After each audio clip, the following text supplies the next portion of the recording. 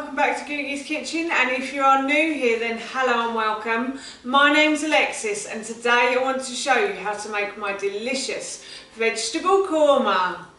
As I just mentioned, today I want to show you how to make my delicious vegetable korma. Now this recipe I'm going to be cooking in my slow cooker because I find this a great way to make meals. If you don't have a slow cooker then you could make this on the hob as well. But for today I'm going to be making it in my slow cooker because, as I said, I find this the quickest and easiest way to make a meal sometimes. When I'm really busy, my slow cooker comes in really handy. So if you haven't got one and you are thinking of investing, I would, and I will link this one in the description box below for you. This isn't an advert for slow cookers. I just want to say how much I appreciate having one myself. So yes, as I said, this recipe is really quick and easy. It only takes about half an hour to prepare it and then about 4 to 8 hours to cook, and you have a delicious meal on your table. It's full of vegetables, it's full of goodness, and it will feed the whole family as well. So here is how I make my vegetable korma. So the first thing I'm going to do is I'm going to put some cashew nuts into my NutriBullet cup. If you don't have a NutriBullet and you do have a blender, then please use your blender. You will need a blender for this recipe as well, unless you soak the cashew nuts overnight. If you soak them overnight and you only have a stick blender, then that would work as well. But for now, what I'm going to do is I'm going to put these cashew nuts into my NutriBullet cup.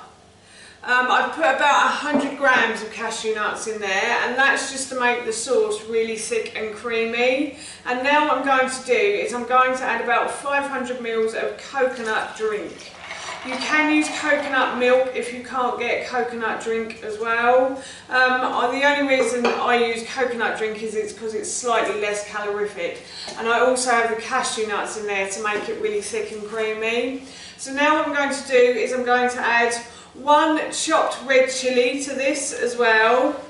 You can add 2 if you want to. These are mild chilies as well, and I am feeding this to my son, so I will be putting a lot of yoghurt into his at the end as well, just to make sure it's not that spicy. And then I've got 2 garlic cloves that I've just peeled and chopped in half as well.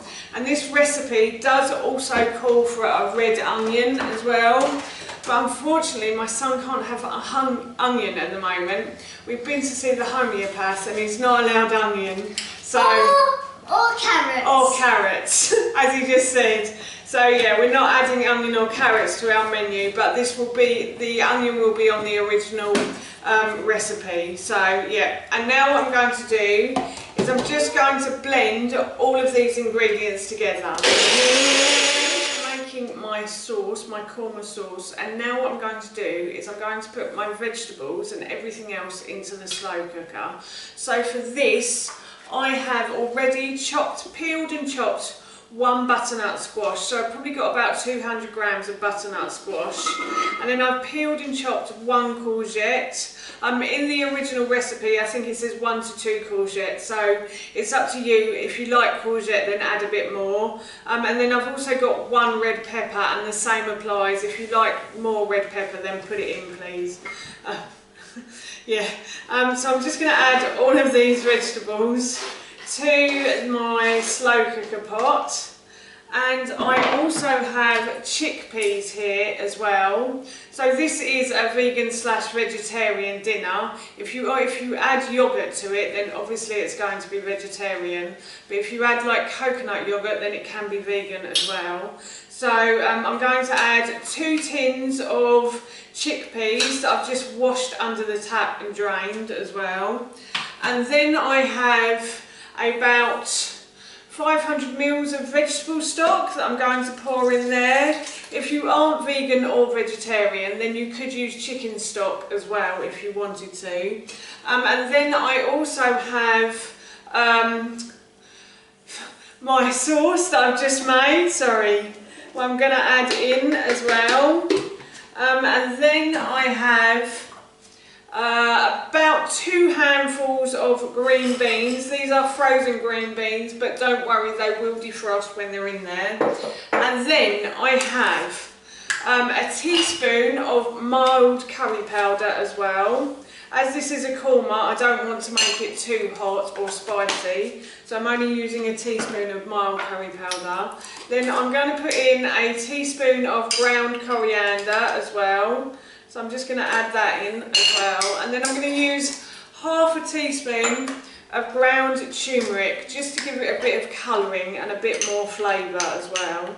So I'm just going to add that in. Turmeric can be quite spicy, so only add a little bit in if you don't like it too spicy. And then I'm going to add half a teaspoon of ground cinnamon as well. And finally, I'm going to add a bit of salt and pepper. I've realised I've just put my salt away. Hang on a minute. So I've got the pepper, so I'm just adding the pepper, and I'm just going to get the salt as well. So I'm just going to add the salt.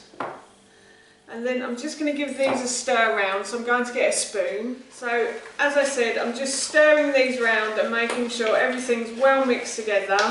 There is chilli in this, so it will be quite spicy, but as I said at the beginning, if you want to add yoghurt to it at the end, and quite a lot of yoghurt, it does cool it down.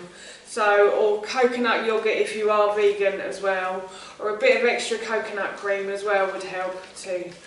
So yes, now I'm going to get my lid, just go and get my lid, and I'm going to put this onto a low heat for 8 hours now, or you can put it on a high heat for 4 hours if you want it done quicker. So my korma has finished cooking, and I'm just going to lift the lid. It smells absolutely beautiful, it smells really nice. I can't wait to eat this. So I'm just going to stir myself a bit, and then I'll try some as well. So I'm just going to put a little bit in a bowl.